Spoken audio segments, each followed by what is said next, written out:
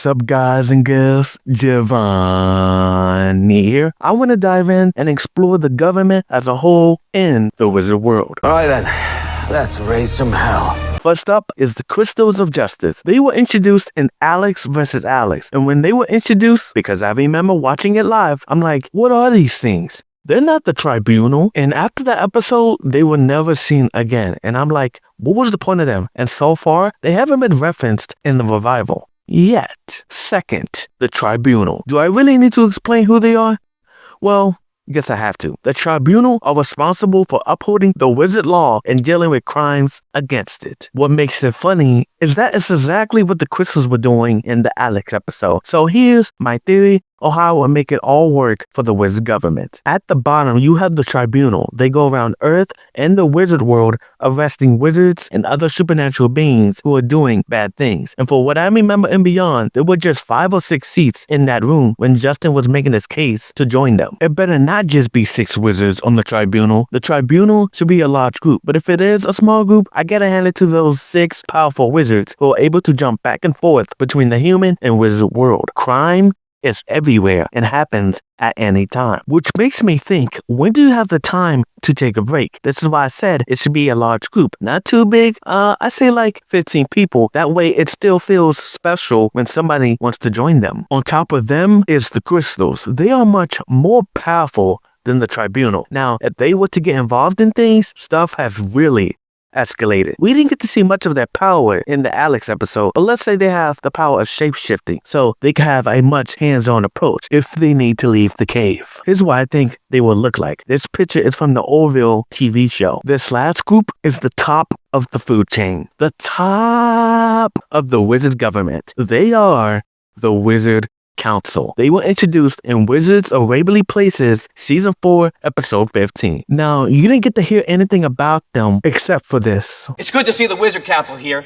I'm not saying they're old, but when they were born, Earth was just a rumor. That is a very old group of people. When it comes to Wizard Council and media, here's what their job would be. A governing body composed of powerful wizards who make decisions for their magical community. And beyond, if they were to show back up, I'm making their whole presentation like the Circle of Eternity from DC Comics. They are dark, mysterious, scary, and the oldest wizards in all of the supernatural wizard world. I wouldn't even be surprised that they created the Crystals and the Tribunal. It comes off like they're evil, but they are not. The Tribunal is a stepping stone to joining the Wizards Council. The Crystals keep the Tribunal in check. Thanks to Professor Chrome's, wizards at least can live to 3,000 years old. So if you want to be a member of the council, you have to do a great job at the Tribunal for X amount of years. With that though, that will make a good episode. Alex Russo could be the first ever half-human, half-wizard, and not being old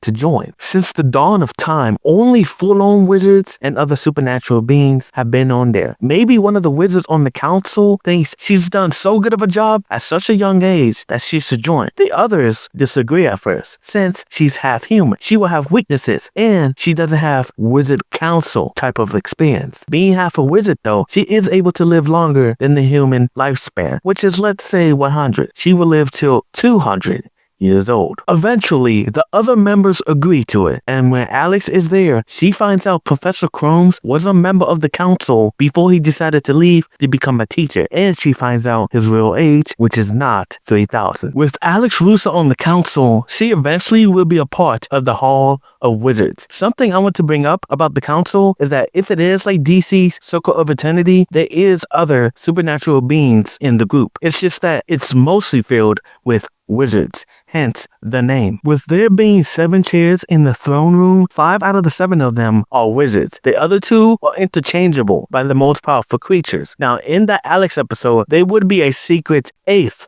chair, but that chair was destroyed, and that is for a future video. Speaking of problematic, that is how I think the council was created in the first place. Long ago, there was a war between all the species, which was causing problems, and the witches figured we're gonna need to establish some leadership here. A vote was made to have the wizards lead as long as the other magical species can join them. So yeah, that's all I gotta say. about that? Let me know. How do you think the whole government system works in the Wizards of Waverly Place universe? And when putting this in human terms, I say the Tribunal or the FBI, the Crystals or the CIA, and the Wizard Council or the NSA. Let me not forget the Wizards do get procedural due process in Wizard Court. And no, I'm not talking about the Wizard Court that deals with courts. One last thing. This video was supposed to come out after my crossover video, but I decided to do it before. But with that being said, get your fingers up and say it with me. Bye.